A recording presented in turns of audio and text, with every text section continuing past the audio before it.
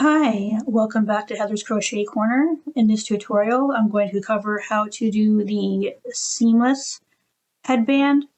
In a previous video, which I will link to below in the description, we covered how to do the twisted version when you're closing this off.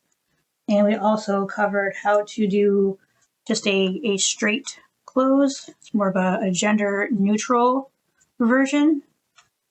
And this is the same instructions that we followed before for both of those. And if you watched, we went through the black bolded instructions to do the twisted and straight version. And I did say I'd come back and show you how to do what's in the red italics for the seamless. And so let's get started on that. And as with every project that I do for my classes and the live events, it's always using a 4-weight medium yarn and a 5mm crochet hook. So without that being said, we will get started on this.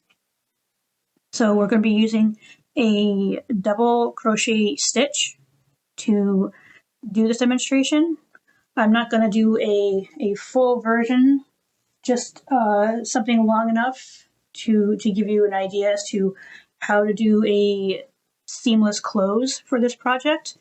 And actually it'll be a 2-for-1 tutorial, so you'll get to learn how to do the seamless close versus the twisted and straight that I showed before.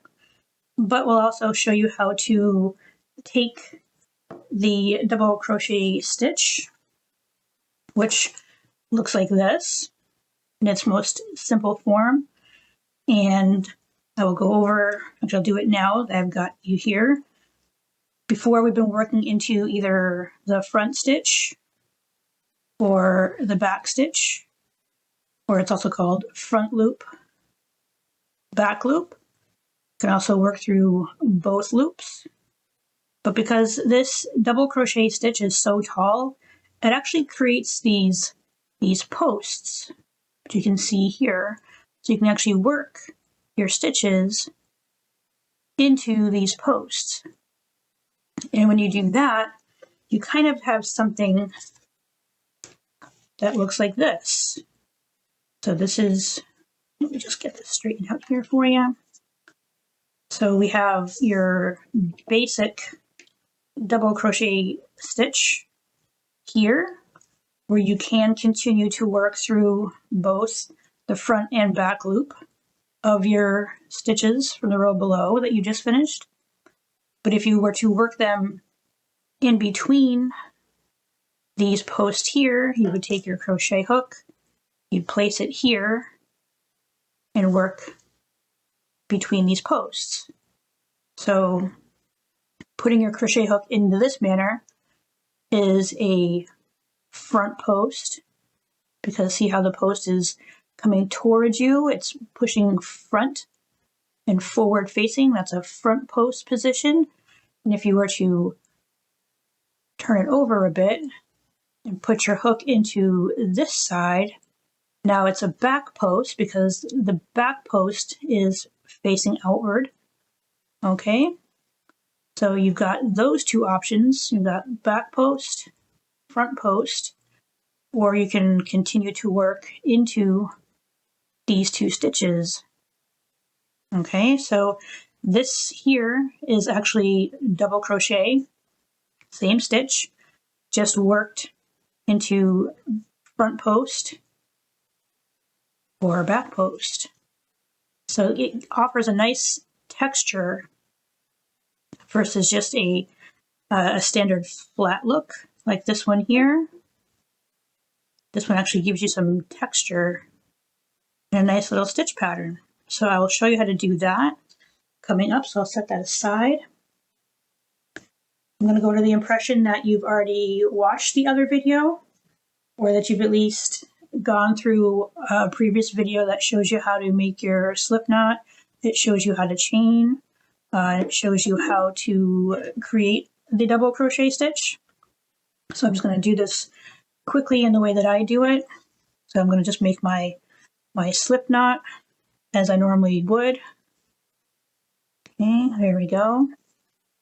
And we're going to follow the pattern, follow the instructions here to do a seamless.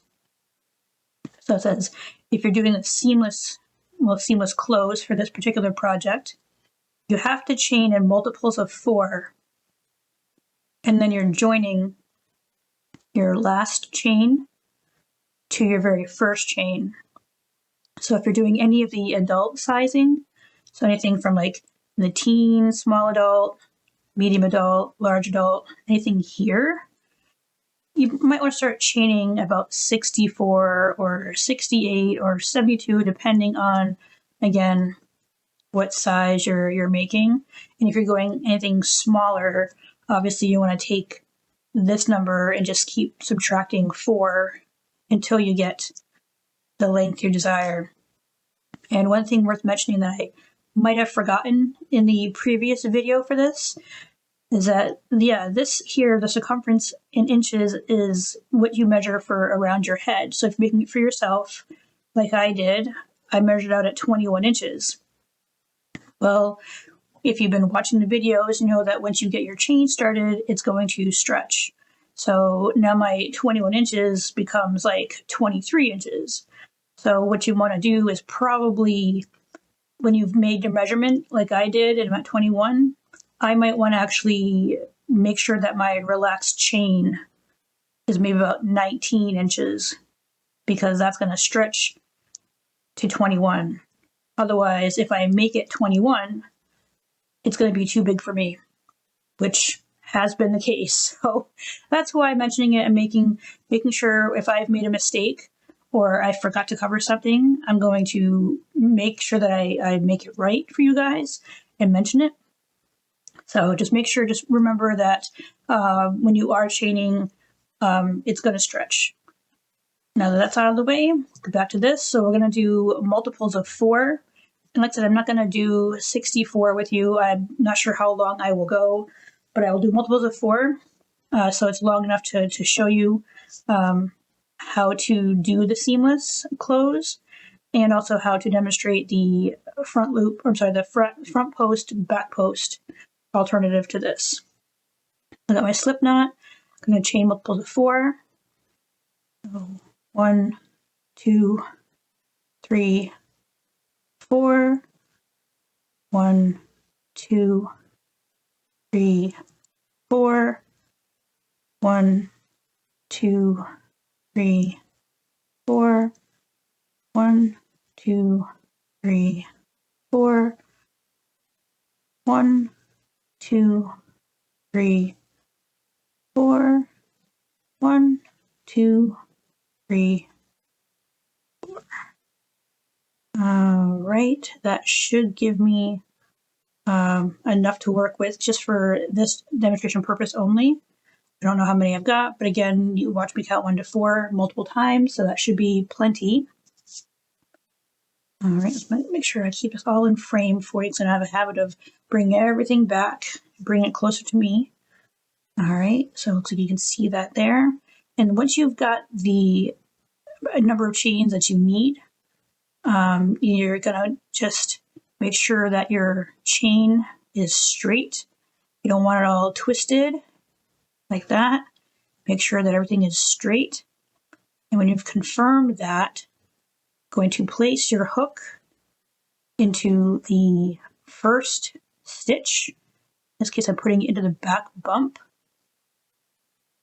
Okay, and don't use your tail. Make sure you set that aside. Use your working yarn to slip stitch. So you just bring that yarn, you bring it through that back bump of the very first stitch that you made, and in through the last chain that you just created. Okay, make sure you set your tail aside. You don't want to start crocheting with that. That does happen. Okay, so you just created a circle, essentially. The circle is straight. And now, because a double crochet stitch is 3 chains tall, we're going to do 3 chains, 2, 3. And again, if you've watched other videos, this one will count as your first double crochet. And I'm going to just put, so I'm going to work into the back bumps. Okay, so you got your V's on one side, and you got your back bumps here. Okay, for me, I'm just going to making it easier on myself. I'm going to just turn it over and make sure I catch all the back bumps. So I'm doing a double crochet into each of the back bumps.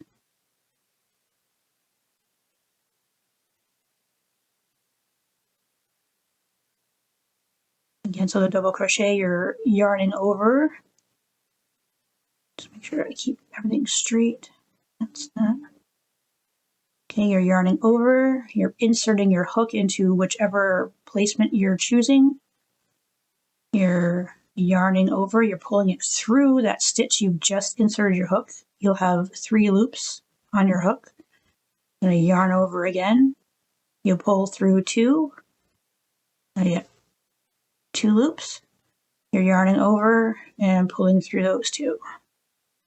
Okay, and you're doing that all the way down through each stitch, whether you're working the back bump or if you're doing both front and back loop, just wherever you're placing it.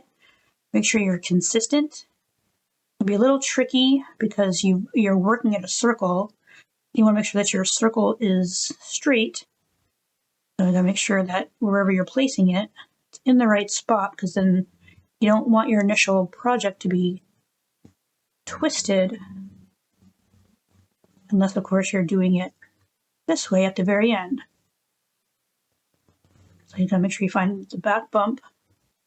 That's what you're working in. You're catching the front and back loops. I'll try to get this done as quickly as I can for you. Make sure I'm not twisting anything. There's my V's there. Working into this spot here. So by all means, make sure you check, you double check, you triple check, just to make sure you're catching the stitch at the right spot so that you don't twist this by mistake before you even start working your second row.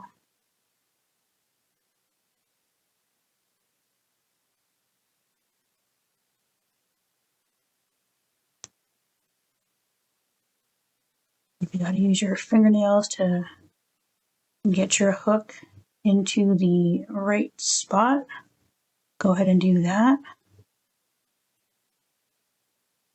Your initial chain might be a little bit tighter than the rest of your work.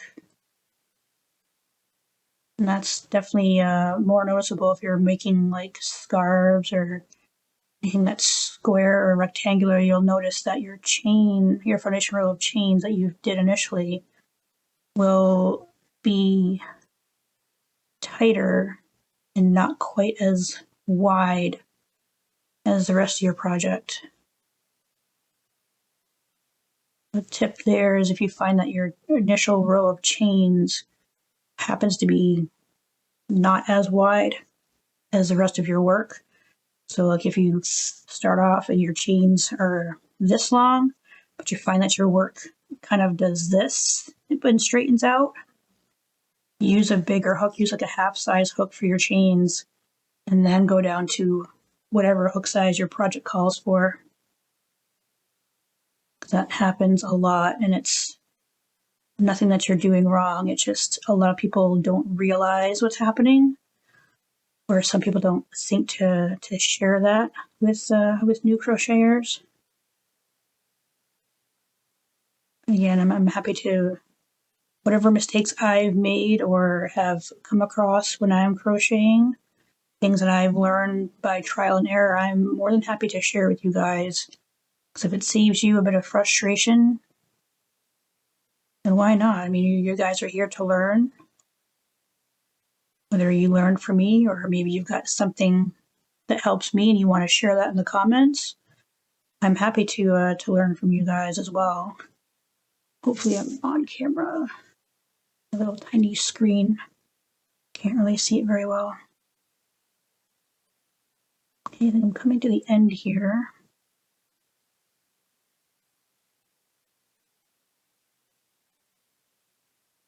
Over here, I'm gonna another few stitches, I think. Yeah, this, well, it saves you a bit on sewing in the ends a little bit.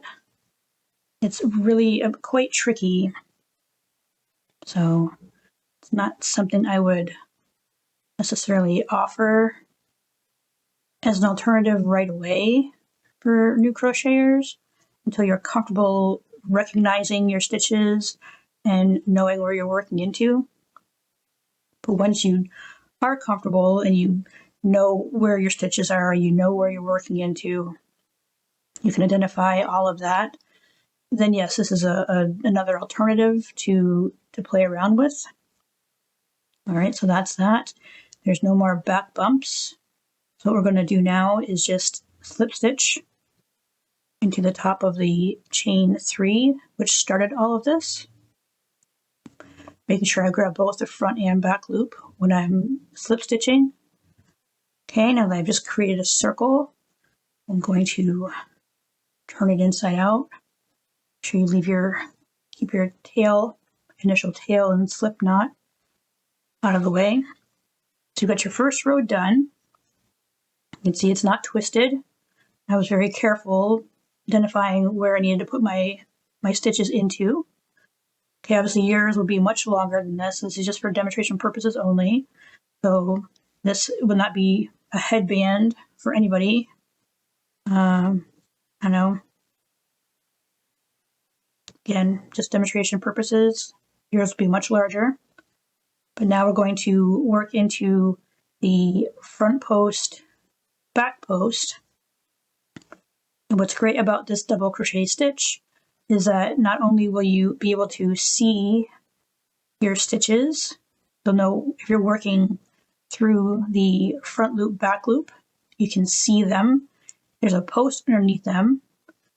And if you're working into the posts, it'd be a lot easier to know where you're putting your stitches because there's so much room in between these. You're not actually working in here. You're not putting your hook into the stitch. You are actually placing your hook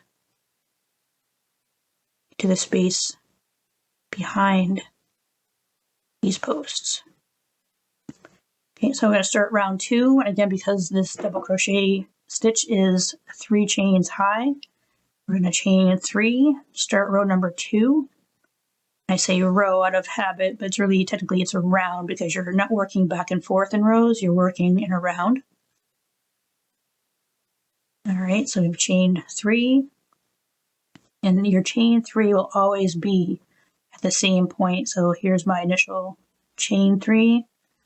All right, so I'm gonna work a double crochet into the front post. So we're not working into this because this is your chain 3 space. Here's your first post. Okay, so you're gonna wrap your hook like you normally would for your double crochet. And rather than going into the top of the stitch, we're putting our hook behind this post. This is a front post position. Okay, you're gonna wrap your hook like you normally would. You're pulling it through that post. Okay, make sure you pull up on your hook so you get your stitches, first of all, on the shafts. They're all the same size, but you gotta pull up tall so that you can bring your yarn through and finish that double crochet stitch like you normally would. Okay, so that's your first front post double crochet. You can already see here's your chain 3, here's your front post that just jutted forward. Now we're going to do that again, but we're going to put it into the back post. It's a little bit trickier for me. It took me a little bit to realize that I wasn't actually doing the same thing. So you'll get it though. So you got to wrap your hook. I hold on to it. Okay, and I actually tend to use the tip of my hook Okay, you gotta bring it through.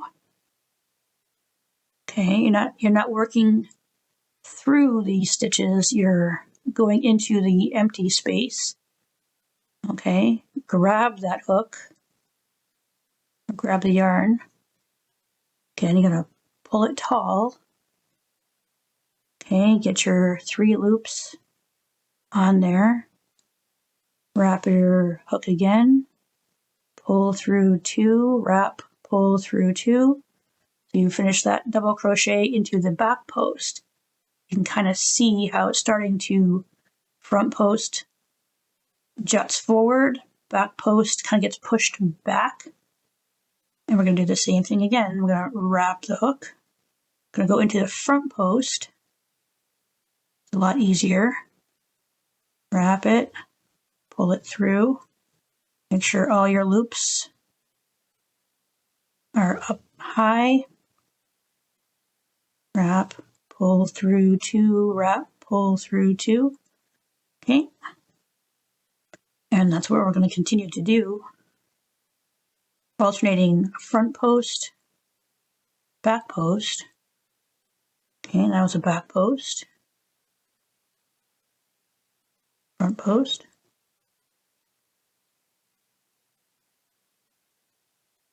Back post.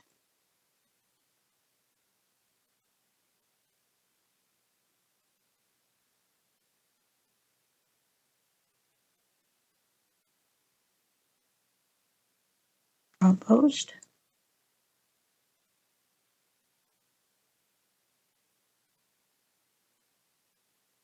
Back post. Okay, you can see how that's starting to look.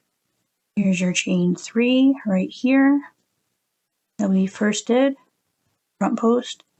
You can see the very distinct front post, back post, front post, back post as you continue to do this. So this is a great alternative if you're doing a double crochet, but you don't want to just have a flat looking double crochet. You want to add a bit of texture. This is really great. And if you can do the alternate front post, back post, and you're comfortable with that, once you are comfortable, you can start working waffle stitches because they use front post, back post. Alternatives in that.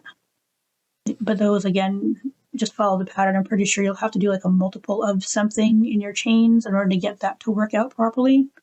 But I'm going to continue to do front post, back post.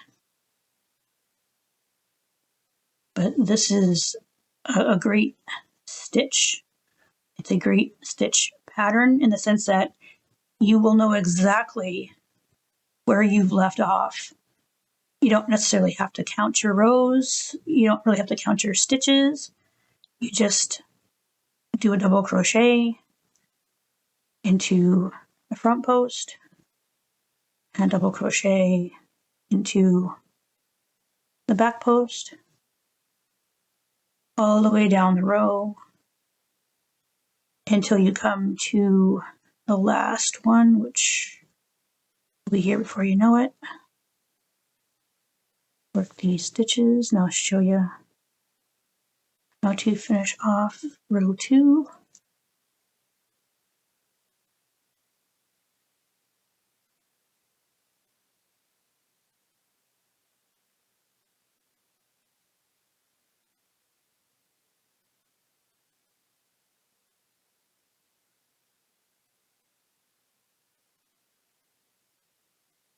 If you're comfortable with a double crochet stitch, there's no reason why you can't work through the posts as opposed to just the top of the stitch as you may be used to.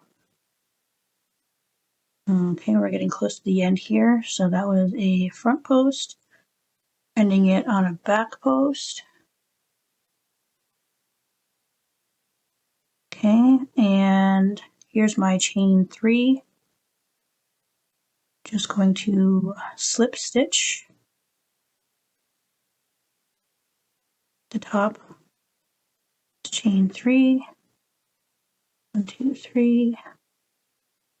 You catch both the front and back loop. There's the front loop. Here's the back loop. Okay, I'm going to slip stitch that. That's row 2.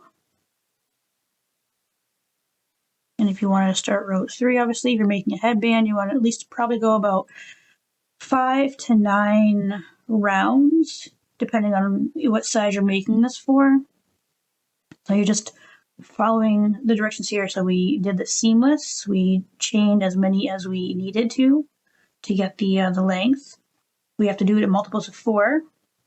We joined our last chain to the first chain. We made a circle. And then we chained 3. And because it's a seamless and you're just working in rounds, you don't actually have to turn your work. You're just going to continue once you've got to your initial starting point. You're going to just chain 3 and continue. Again, this is your chain 3 section here. If you want to use a stitch marker to mark that, you can. It's totally up to you. But here's your front post because it's coming out towards you. Here's your back post. And it just goes on so you can see exactly if you had to put your work down and come back to it later, you would easily know where you've left off, whether you're left off at a front post or a back post. Okay, that's one alternative for making this headband. Hopefully you guys get the general idea. I'm not going to make this full size because it's not really anything at this point. It was just for demonstration purposes only. So again, you would just continue to chain 3. You'd work into this. Here's your chain 3 here. Okay, so you would work into that. You'd work into this first front post. Then you do a back post and just continue that all the way around until you get back to your chain 3. And if you want to use a stitch marker to mark, so that way you don't accidentally go through and make a, like a front post or a back post, depending on how many chains you've done. You can do that. But yeah, it's a great alternative to working into the tops of these stitches. You just work into the posts. Okay, so we've got the 2-for-1 tutorial, showed you how to do the seamless. You still have to do a little bit of sewing. You still have to eventually, obviously, sew in, weave in your end from the slip knot. And once you get to the right height for your project, you'll want to fasten off, obviously, leave enough of a tail to hide in that end. But you won't actually have to sew up anything or twist and sew. It'll just be pretty much done. So this is a great, so you'll see this type of stitch pattern for like cuffs on a sleeve, for maybe collars or like waistbands around sweaters, because it offers a bit of a stretch to areas where you kind of want to have a bit of stretch, but also a bit of like a snugness. So you might see front post, back post being used for that. These are actually great, again, to add texture. So if you don't want to have a flat project like this, done in a double crochet, I'll turn that around in case you guys want to read that. This is a straight close. I had to sew up the ends here. It's just double crochet. You can see the posts. Okay. It does give you quite a bit of stretch. It's got some breathability. All right. But if you don't want to have a flat look, you can continue. Your headband would have a nice bit of texture to it. So the same stretch, same stitch, just different location of where you're putting it. All right. So I hope you guys had a good time learning about the alternative to a double crochet stitch and the placement. This would conclude the headband portion, again, I will try my best to remember to leave the description, leave the link into the description of this previous video so that you guys can look at that. If you didn't want to do a seamless, you want to go back to learning how to do a straight close or a twisted close, that'll be available to you there. All right, well, thank you so much for joining me here at Heather's Crochet Corner. I hope you will come back and join me for the next video. Thank you so much.